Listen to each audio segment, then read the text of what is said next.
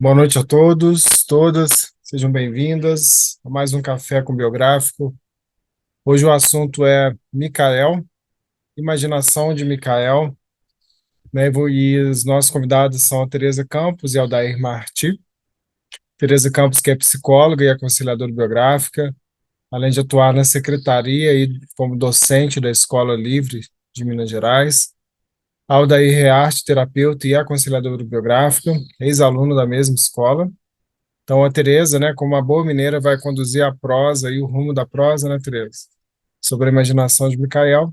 E depois a Aldair vai conduzir uma atividade artística, uma breve atividade artística para nós aqui. Então, Tereza, boa noite, seja bem-vinda, a palavra é toda sua.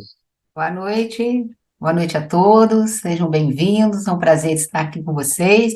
Ele falou da mineira, mas não dá para vocês verem, a minha blusa está escrito Uai. Já vi com uma blusa sem querer com a fala do Luca. União, Amor e Inteligência, né? É a sigla que dizem. E também um código secreto, né, da época da Inconfidência, que eles batiam na porta, o código, a senha era o Uai. Então, nós viemos aqui hoje para falar um pouco desse guerreiro dos céus, né? Que é o Micael. E na igreja, no cristianismo, é o arcanjo Miguel. Mas, dentro da antroposofia, a gente sabe que o Micael ele foi promovido para arqueu no ano de 1879, que estava acontecendo a Revolução Francesa, a Revolução Industrial e também a invenção da lâmpada. O que é um espírito que tem a denominação de arqueu, né? Esse, ele trabalha, ele atua na transição das épocas, na transição dos tempos, onde há uma mudança que define uma nova época. E atualmente, hoje, na nossa época, o Micael é o regente da nossa época. Então, como arqueu, ele está atuando numa transição dos tempos. E aí é algo para a gente trazer para as nossas reflexões. Rudolf Steiner, ele fala que o Micael, ele é um inspirador das ideias da antroposofia. É o espírito que guia a humanidade. Ele esteve como guerreiro dos céus, ele está nesse simbolismo, nessa atuação desde os primórdios, acompanhando toda essa evolução da humanidade. Essa data de 29 de setembro, que é o dia que se comemora a festa de Micael, ela foi inaugurada ou criada pelo rei Carlos Magno, porque lá no Império Franco, que era a região central da Europa, havia cidades pequenas lá que já faziam uma festa que era insignificante perante o reino, mas havia algumas cidades que sim, sempre comemoravam nessa época essa festa, que tinha ligação também com essa força, né, da coragem, da ação. E aí Carlos Magno resolve trazer essa festa para todo o reino dele. E essa festa isso aconteceu no ano de 813 depois de Cristo, que 29 de setembro de 813 foi oficializada a data da comemoração do arcanjo Micael, a partir de Carlos Magno. E a primeira festa foi um ano após a morte de Carlos Magno. E aí o sínodo, é sínodo que fala, né? De mães reverenciou essa data como a data de Micael. Então, Micael, ele. Peraí, deixa eu marcar o tempo aqui. Eu tinha posto o time aqui, mas para eu não perder muito, porque tem muita coisa para falar, senão tem que dar uma resumida. Então, o arquétipo desse arcanjo, o guerreiro dos céus, né? A gente sabe a história que ele expulsa Lúcifer com o exército do céu porque ele queria o trono de Deus e esses anjos, são os anjos caídos, eles caem, certo? E sempre essa imagem da luta do bem contra o mal, né? A gente tem que trazer essa imagem. E esses espíritos caídos, eles se instalam na Terra ou no coração dos homens. E a partir daí existe o mundo superior e o mundo inferior, o mundo de luz e o mundo de trevas. E aí começa-se essa batalha do bem e do mal na alma dos homens, certo? Então, esse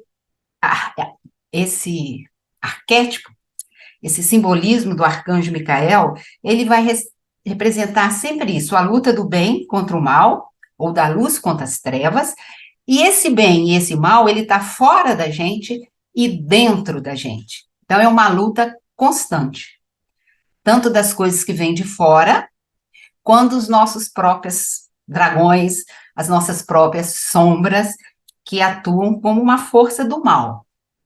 Então, a gente também tem que ter uma ideia do que esse mal é tudo aquilo que impede que o nosso eu atue, que o nosso eu faça com que nos tornemos melhor. E o homem que busca essa verdade, esse conhecimento espiritual, essa coragem e essa luta, ele vai travar muitas lutas internas consigo mesmo, porque é o caminho do desenvolvimento. Então, a gente pode falar, resumindo, que o simbolismo, o arquétipo de Micael, essa ideia primordial, né, esse arquétipo, segundo a antroposofia, que é essa ideia, ou essa consciência espiritual, nos traz a imagem de ação no mundo. Então, é uma força de ação, é uma força de coragem, é uma vontade e uma busca pela verdade e pelo conhecimento espiritual. Mas tudo isso tem que ser feito a partir da nossa própria consciência. Não é uma coragem destemida ou uma falta ou um temor exagerado. Eu preciso, para usar minha coragem, a minha vontade, a minha inteligência, eu preciso ter consciência. E aí ele fala que é essa necessidade que a gente tem que usar o nosso pensamento de forma espiritualizada. Só um minutinho. O que é esse pensar espiritualizado? É um pensar sobre o nosso pensar, né? Antes de agirmos, de fazer qualquer ação, pensar sobre o nosso pensar. E aí que mora a nossa liberdade, quando a gente pensa sobre o nosso pensar. E esse pensar espiritualizado é aquele pensar que nos inflama, que nos traz o entusiasmo, que traz um sentido e um significado. Porque algo, a gente pode falar para as pessoas, pegar tudo que eu estou falando aqui, decorar e falar. E isso não passar pelo meu coração. Então, a gente precisa ter um significado e pensar com o coração. E isso é um pensar espiritualizado, que a gente busca, e Micael vem nos ensinar a partir da nossa própria consciência e da nossa própria inteligência. Não a inteligência intelectual do saber, essa inteligência superior que nos impulsiona em direção a algo, certo? E agora eu vou mostrar 3 imagens de Micael aqui. Então, nós temos essas 3 imagens do arcanjo Micael. Nós temos essa que é a mais conhecida, que é Micael lutando com o dragão a seus pés, que traz esse simbolismo da luta do bem contra o mal. E a gente vai ver que o Micael não mata o dragão, mais à frente. Nós temos essa outra, que é o Micael, um dragão embaixo, mas com a balança na mão, que representa ele pesando o bem e o mal. Eu acho que na mitologia, na cultura egípcia, existe também essa imagem, né? Que quando a pessoa morre, ela passa no lugar, eu não sei se é Ísis, quem é, que aí tem que pesa lá o coração do homem com uma pena. Se o coração do homem for mais leve com a pena, ele segue o caminho. Então, é também esse arquétipo de pesar o bem e o mal. E esse, ele com um globo terrestre na mão, tendo a ideia que Arcanjo Micael é o intermediário entre homem e Deus. Tá? Então, a gente está sempre vendo que essa imagem da luta do bem contra o mal, que faz parte da humanidade, certo? Então, a festa de Micael, o Dostani fala que ela não é uma festa individual, como é a Páscoa, como é o Natal. como é São João. Micael e Pentecostes é uma festa de comunidade. E hoje em dia a gente ainda não tem muito entendimento, uma compreensão profunda e até esotérica dessa festa. Então, aí, como eu falei, que ele atua nas transições das épocas, nas mudanças, isso acontece no coletivo. Cada um na sua individualidade, mas em direção a uma mesma meta, para que possa haver alguma mudança. Então, a festa de Micael é a festa da destemorização, de iniciativa própria e da força interior. A gente passou por um episódio da pandemia, né, que a gente pode trazer essa imagem de toda uma comunidade da Terra passando por algo. E quantos se entregaram ao medo, ao terror, e não agiram? A força do Micael vem para que a gente possa lutar a partir da nossa força interior e por nós mesmos, por iniciativa própria. E aí nós temos a espada de Micael, ou a lança. Então, dentro da antroposofia, a gente vê essa espada, ela é fundida no ferro meteórico. Nessa época do ano, agosto e setembro, na primavera, há muitas chuvas de meteoros, que caem esses meteoros férricos na Terra, para revitalizar a primavera, para que a força da vida ressurja. E a gente sabe que o ferro no sangue nos garante a força de atuação e a coragem. Uma pessoa anêmica, tem pouco ferro no sangue, ela fica sem vontade, desanimada. E aí esse simbolismo também desse ferro meteórico caindo na Terra nessa época da primavera representa essa força de vontade, desse renascer da vida, dessa possibilidade do novo. E a espada também tem esse símbolo da vontade. A vontade que é esse poder de transformação. A partir da vontade, que é um simbolismo do arcanjo Micael, ele nos possibilita essa mudança. Aonde há uma vontade, há um caminho. E a vontade se impõe sobre qualquer circunstância. Mas essa vontade a gente não confunde, é uma vontade com V maiúsculo. Não a vontade que a gente traz para nós aqui comparada com desejo. É uma vontade superior que nos inflama, que nos traz um entusiasmo para que a gente siga em direção àquilo que a gente quer. Aí Nietzsche tem uma frase que a gente pode linkar com essa vontade. Nietzsche tem uma frase que fala: quem tem por que viver, aguenta quase todo como. Então, quando a gente tem um sentido, um significado, um propósito, qualquer circunstância, qualquer dificuldade, a gente consegue superar através da luta, da coragem e da vontade. Isso são tudo qualidades de Micael, né? Estou trazendo essas ideias para a nossa vida. Como que essa força micaélica pode atuar em nós? E tudo isso, ele pode nos trazer uma nova perspectiva, um novo olhar para a vida a partir da nossa consciência, tá?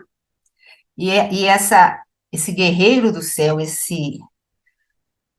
como podemos falar, vamos fazer parte do exército de Micael, significa ter essa coragem para lutar pela verdade. Verdade com V maiúsculo. E pelo esse amor verdadeiro, certo? E aí, diante disso, com a nossa consciência, nós precisamos saber contra o que lutamos, com que armas e para que lutamos. E aí, Micael nos fala dessa coragem e dessa fé, desse conhecimento espiritual, dessa verdade espiritual e do agir consciente. A gente não vai agir pelos impulsos. Bater uma pedra aqui, eu devolvo. Eu preciso trazer isso à minha consciência, elaborar isso e transformar. E aí eu penso espiritualizado. Aí a gente traz a imagem do dragão, que é muito linkada a Micael. E esse é muito interessante, porque esse dragão, nossas sombras, os nossos medos, ele está fora, está dentro, ele está no mundo interno e no mundo externo.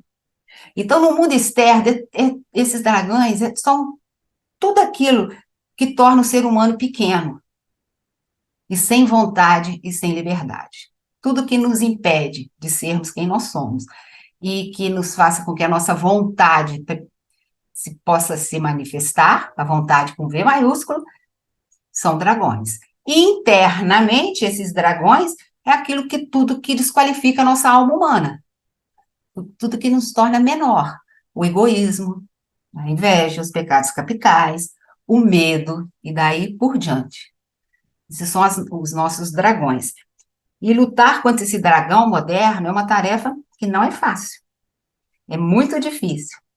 Lutar contra esse mal significa conhecê-lo. Aí é o caminho do autoconhecimento. Então é muito interessante isso, porque eu tive uma paciente que ela chegava para mim, ela falava que o bicho saía. Esse bicho que sai, que faz com que ela agisse sem pensar, até voar nas pessoas. E foi todo um trabalho de tomada de autoconhecimento, de saber que hora que esse bicho ia aparecer, que hora que esse bicho estava pronto para soltar as labaredas e queimar todos, e a partir dela entender isso, ela começa a perceber quando esse bicho estava se manifestando, e ela começa a domar esse bicho. Ela começa a ter controle sobre ele, como a imagem de Micael. Eu sempre trazia essa imagem para ela, simbolicamente, para isso ter um significado. Essa força dela não ia acabar. É como o dragão nos pés de Micael, ele não mata o dragão, ele subjuga. E aí é esse processo de tomada de consciência diante dessas nossas sombras e saber que isso me pertence, mas que ferramentas e como eu uso para lidar com isso. E ela encontrou as ferramentas. Até que um dia ela chegou para mim e falou: eu quero alta porque eu estou me amando, eu sou uma nova mulher, o bicho não sai mais, e aí, se precisar, eu volto. Mas ela tomou posse disso. Então, esse é o caminho que Micael nos ensina. Ter consciência e lutar contra esse bicho. Não é? Não é nada grande assim, é difícil, mas não é nada fabuloso que a gente não possa trazer para a nossa vida mais simples. É olhar isso, eu tenho medo disso, eu tenho medo daquilo, como que eu enfrento? Que ferramentas eu adquiro para lidar com isso? Que armas? Vou ficar com a minha espada em riste o tempo inteiro para lutar? Não, eu preciso começar a pôr ela na bainha. Só tirar em momentos que for necessário. Aí eu trabalho da consciência e do autoconhecimento, né? E nós temos essa luta o tempo inteiro, desde o momento que nós nascemos. Nós somos resolvedores de problemas. Os desafios nos acompanham desde o nascimento, as nossas lutas. Aprender a andar, aprender a falar, aprender a pensar, aprender a estudar, aprender as relações, namorar, trabalho, vestibular. Isso são lutas que nós vamos travando a vida inteira, em cada momento da nossa vida. Todos nós. O que muda é nosso olhar para isso, a nossa consciência e o significado que isso tudo tem para a nossa luta, que é essa verdade espiritual. Que a gente sabe que tudo tem um propósito, tudo é permeado por uma força espiritual. E a gente tem auxílio desses seres espirituais. Então, qual é esse mal, né, que nos abarca? O mal é aquilo tudo que não permite que meu eu se atue de acordo com o mundo espiritual. Então, tudo que me impede de ser realmente permeado pelo espiritual é uma força do dragão, é uma força do mal, que me impede de ser aquilo que realmente eu sou. A gente não vai confundir isso que eu quero ser qualquer coisa. Aí a gente tem os preceitos das virtudes e morais, que tem que prevalecer dentro da humanidade, certo? Que são as leis espirituais universais. O mal é tudo aquilo que não deixa o homem se desenvolver, certo? E Stein coloca, mais uma vez, que essa festa de Micael, ela tem uma estreita relação com a configuração social.